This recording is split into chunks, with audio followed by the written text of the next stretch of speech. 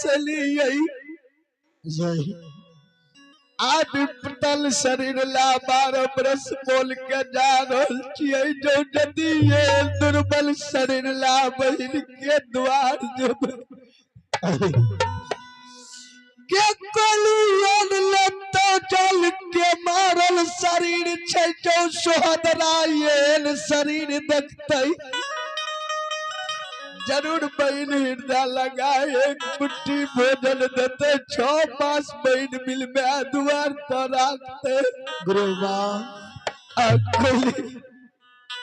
कहावत में आशक मां निराशक बाप। सही बात संपत्ति के बहिन विपत्ति के यार। हे गुरु बाबा बालक के जब पिता मारैया माता के आस लागल